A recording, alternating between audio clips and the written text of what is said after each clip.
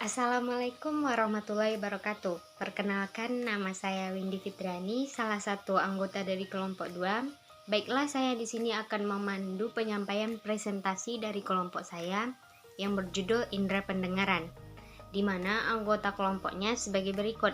Yang pertama, Apriyosi Saputri, yang kedua, Nurul Kolbi Safitri, yang ketiga saya sendiri, Windy Fitriani. Assalamualaikum warahmatullahi wabarakatuh. Perkenalkan, nama saya Apriyosi Saputri dengan nomor NIM 21003071. Assalamualaikum warahmatullahi wabarakatuh. Perkenalkan, nama saya Nurul Kolbi Safitri dengan nomor NIM 21003138. 1. Anatomi fisiologi indera pendengaran. Indera pendengaran termasuk indera yang terletak di dalam telinga. Telinga merupakan alat untuk menerima getaran yang berasal dari benda yang bergetar dan memberi kesan suara pada kita. Getaran dapat berasal dari udara dan dapat pula berasal dari benda padat atau benda cair. Antara benda bergetar dengan telinga kita harus ada medium, yaitu yang dinamakan dengan udara. Anatomi indera pendengaran terbagi menjadi 3. Yang pertama, telinga bagian luar, telinga bagian dalam, dan telinga bagian tengah. Saraf yang berperan pada indera pendengaran ini dinamakan dengan nervus auditorius. Nah, yang A yaitu kita akan membahas tentang telinga bagian luar. Di dalam telinga bagian luar ini ada yang namanya yaitu pina. Pina ini juga disebut dengan daun telinga. Fungsi dari pina ini yaitu mengatasi masalah perbedaan tekanan udara antara di dalam dan di luar telinga. Jadi, agar gelombang suara masuk ke telinga dengan lebih baik serta membuat transisi lebih lancar. Yang kedua, ada yang namanya saluran telinga. Nah, panjang dari saluran telinga ini lebih kurang 3 cm. Fungsinya yaitu mentransfer suara dari pina ke gendang telinga. Yang B, kita akan membahas telinga bagian tengah. Di sini ada terdapatnya yang namanya gendang telinga atau disebut juga dengan membran timpani. Membran timpani ini merupakan membran yang berada di ujung saluran pendengaran dan menandai awal telinga yang berbentuk kerucut pipih. Bagian gendang telinga ini sangat sensitif terhadap gelombang suara sehingga membuat gendang telinga itu menjadi bergetar.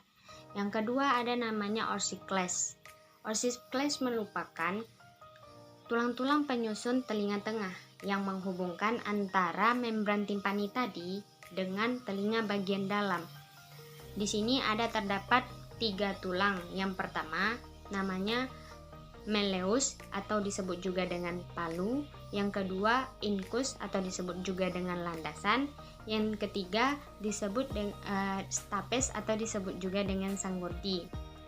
Yang ketiga ada namanya tuba eustachius, berfungsi untuk membantu ventilasi telinga tengah dan menjaga tekanan udara yang sama di kedua sisi membran timpani tadi. Yang C, kita akan membahas telinga bagian dalam. Di sini terdapat yang pertama namanya kolea. Di kolea ini gelombang suara diubah menjadi impuls listrik, kemudian disalurkan ke otak dan otak menerjemahkan bahasa tadi atau suara tadi ke bahasa yang kita mengerti. Yang kedua ada namanya vestibular. Bagian penting dari telinga ada untuk mengatur keseimbangan. Bagian penting tersebut terdiri dari utricle secule, yaitu serambut yang menjaga keseimbangan posisi kepala terhadap gaya gravitasi. Mereka ini juga disebut reseptor gravitasi. Yang ketiga ada namanya semikular, merupakan saluran setengah lingkaran yang terdiri dari 3 saluran berbeda, yakni kanalis semicircularis horizontal, kanalis semicircularis vertikal atas, dan kanalis semicircularis belakang. Di masing-masing subkanalis ini terdapat ampula. Ampula sendiri memiliki fungsi mengatur keseimbangan dinamis yang menentukan kesadaran posisi kepala saat terjadi getaran memutar atau rotasi. Yang kedua yaitu proses pendengaran. Cara kerja telinga dimulai ketika organ telinga bagian luar yaitu daun telinga menangkap suara di sekitar Anda hingga masuk ke telinga bagian tengah melalui liang telinga. Ketika suara tersebut masuk, maka suara akan diubah menjadi getaran yang disalurkan ke tulang pendengaran dengan bantuan gendang telinga hingga dapat diproses melalui otak. Dan yang ketiga yaitu kelainan pada pendengaran. Satu yaitu otitis eksterna, yang kedua otitis media, 3 otitis interna, 4 gendang telinga pecah, 5 telinga berdengung. Dan yang keenam yaitu kolesteatoma dan 7 otosklerosis. Untuk penjelasan pada masing-masing gangguan pendengaran tersebut, teman-teman bisa membacanya pada makalah kelompok kami, yaitu kelompok 2. Sekian, terima kasih. D. Cara pemeriksaan pendengaran. 1. Audiometri nada murni. Dalam pemeriksaan audiometri nada murni, sebuah mesin akan menghasilkan nada murni yang dialirkan ke telinga. Speech perception test. Tes pendengaran ini mirip dengan audiometri nada murni, tetapi Anda mendengarkan ucapan bukan nada atau suara. 3. Timpanometri. Tes ini memeriksa kondisi si telinga tengah yang terdiri dari gendang telinga dan 3 tulang kecil yang menghubungkan gendang telinga ke telinga bagian dalam. 4. Refleks tepadial dan kerusakan refleks. Tes ini dilakukan untuk memeriksa kemampuan saraf pendengaran untuk mengirimkan sinyal pendengaran ke otak.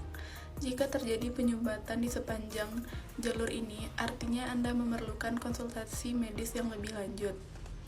5. Tes Garputala. Tes Garputala biasanya terdiri dari kombinasi tes Weber, Rine, dan Squaba. Selain itu, tes Garputala juga akan mendeteksi lokasi dan sifat gangguan pendengaran. 6. Evolusi respon batang otak. Bera mengukur saraf listrik yang membawa suara dari telinga bagian dalam ke otak. Evaluasi respon batang otak nantinya akan melihat apakah terdapat halangan pada saraf tersebut. Elektroda akan ditempatkan di liang telinga dan di atas kepala Anda. Anda kemudian akan mendengar suara. Setelah itu, ahli kesehatan dapat menentukan apakah ada gangguan yang menghalangi suara dari saraf ke otak. 7. Threshold Equalizing Noise test. Tes pendengaran ini memeriksa apakah ada bagian telinga Anda yang tidak dapat merespon rangsangan suara. Jika ada, bagian telinga ini disebut dengan zona mati atau dead zone. 8. Tes kalimat dalam kebisingan. Uji kalimat dalam kebisingan dilakukan untuk mengukur kemampuan Anda memahami percakapan dalam lingkungan yang bising. Hasilnya akan dibandingkan dengan kemampuan pendengaran Anda dalam lingkungan yang tenang. 9. Emisi otoakustik. Tes ini dilakukan untuk memeriksa respon telinga bagian dalam terhadap suara. Respon tersebut diukur dengan menempatkan mikrofon yang sangat sensitif di liang telinga. Sinyal yang diperoleh dari mikrofon itu kemudian akan dianalisis. Nah, itu dia penampilan dari kelompok saya tadi. Terima kasih kepada rekan-rekan saya yang sudah bersedia membacakan materi presentasi kita pada hari ini. Nah, bagi teman-teman saya yang lain yang ingin menambahkan materi atau ingin bertanya, dipersilahkan. Saya sebagai moderator ingin pamit undur diri. Salah dan janggal saya mohon maaf. Assalamualaikum warahmatullahi wabarakatuh.